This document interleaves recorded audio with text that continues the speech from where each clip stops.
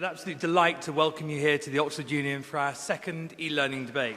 The motion this evening is this House believes that technology-based informal learning is more style than substance.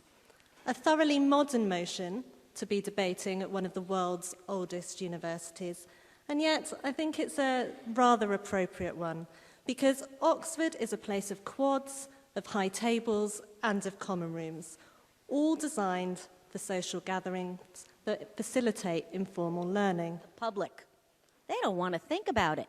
They want us to give them assurances that we have systems that test for the competence of the teachers, assure that the people who operate the trains know how to do it, that the people who read our mammograms know what they're looking at, and even this is true of the people who work in our treasured football academies.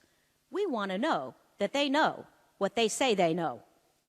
Informal is, in fact, fine and dandy when lives and fortunes are not on the line.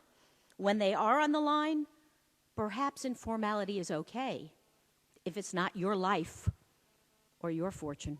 When informal technology-based learning is characterized by lack of standards, sketchy practice, scant evidence, few authoritative voices, and the lack of self-assessments and assessments, well, then it is just what the proposition says it is.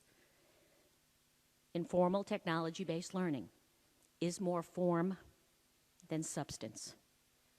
Thank you. In the early 80s, organizations told colleagues, don't bring your PC into the organization. We have our own computer systems, our own spreadsheets, etc. Leave your PCs at home. Well, people brought the PCs in because they enabled them to be more productive and do their jobs better.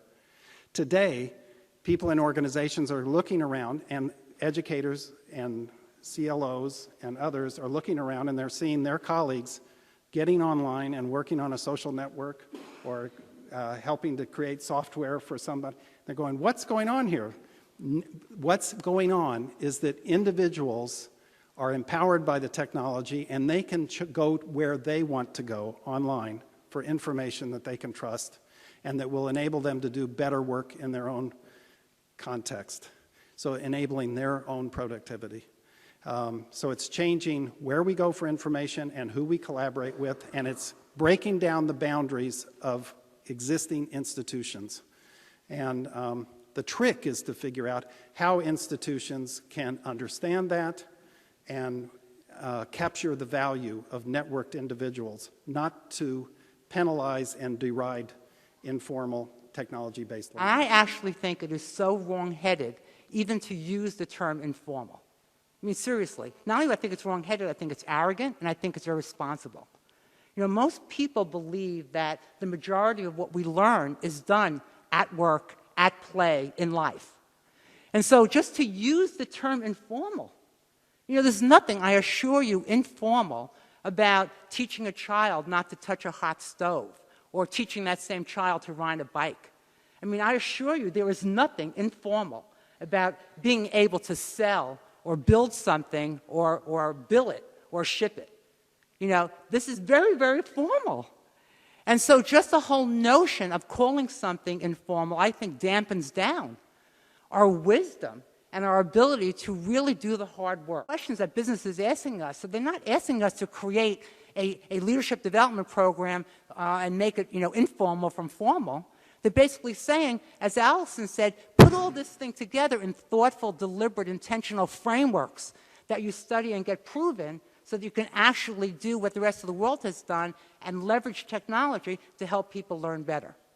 So I would ask you all just to be honest and say, yes, we all love technology, and we'll get there sometime, but on the scale today of substance and style, we're definitely more on the style side and more action than proof.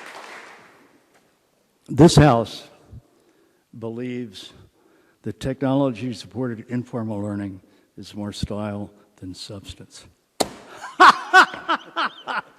That is so totally absurd and ridiculous that you may have noticed I'm the fourth American in a row. We're in Oxford, you know, but fourth American in a row. I thought maybe EPIC is pulling a little funny joke and seeing if the Americans would be stupid enough to come in and debate a non-issue, because our opposition is the only possible way you can look at this thing. And I remember talking with a senior executive from Nancy's former firm who comes up to me and says, Jay, how do you know it works? How do you know this informal stuff has any results? And I said, Samuel, how did you learn to talk? How did you learn to walk? I mean, we don't go to school for things like that. We learn them informally. Really, it's the test of time which separates out style from substance. So I'll ask you to think of your own informal learning, technology-supported informal learning. I mean, if you search for anything on Google, have you been inspired by a TED Talk? Have you watched a video on YouTube or a documentary on the BBC? Have you attended a meeting after dark that uses electric lights to illuminate what's going on? I mean, all of these are technology-supported informal learning. And if you say, no, that's just, you know, mere style, it's all going to go away. I don't need to look stuff up on Google or find my friends on the net. That's, you know, the same style category as Lady Gaga and chat roulette. And if that's what you think, you go through the I door. But if you think, as I do, that, you know, here's an opportunity to really change the world, and we better get better at applying informal learning, that's when you want to go through the no door. I'll be reading a friend of mine's book on the new social learning. And I just want to read a passage from a noted academic who said, the most significant thing going on in workplace training and development today is that we've punched through the walls of the classroom to allow experts and peers to bring their messages closer to work and life through technology. I had my doubts about the learningfulness of social nets until I began to use one as a key aspect of my graduate class on performance consulting. I don't anymore. My students worked in teams, conducted research, created presentations, sought experts, stirred up conversations, even conflict, and endeavored to engage people beyond our registered classmates. Maybe 65 students over 2 years have been real students in the class. We've touched more than 500 as they join, use, and add to the online net. It was much better in almost every way. And that's from Dr. Alison Rossett. Thank you. Another thing I'm hearing from the proponents is they want it bottled. Informal learning is not good. I mean, these are professionals. They want to bottle this. They want gates around it. They want institutionalized, structured, evaluated, controlled. Okay, that's what I have to say about that is institutions can use the internet and everything we know about the internet and informal learning in any way they want to enhance educational institutions. And they do. Oxford University uses the internet in all sorts of ways to enhance the reach and access to the university and access to our holdings and manuscripts and so forth. That's wonderful, and we can enhance educational institutions that way. But that doesn't mean that you cannot also embrace the fact that individuals can use the internet to enhance their own communicative power and their ability to get access to information anywhere in the world. Even if they're at Oxford, they can get it from Cambridge. They can get it from anywhere in the world. And that should enhance it because we've got more accountability. If we say the wrong thing in a lecture, if we state the wrong fact, we will be held accountable. And that's going to raise this bar at informal institutions. So that's good. For the motion, we've heard that formal doesn't get applause, but it does do the job. Against the motion, we've heard that people who don't trust the internet are the kind of people who don't use the internet. And we've been told for the motion that failure is not an option, and we've been told by one of the speakers against the motion that what you can do today is an opportunity to change the world. That's how important all this is. So, what I'm now going to invite you to do in a moment is file out of the chamber. Now, the technology here is complex, so I want you to listen very carefully.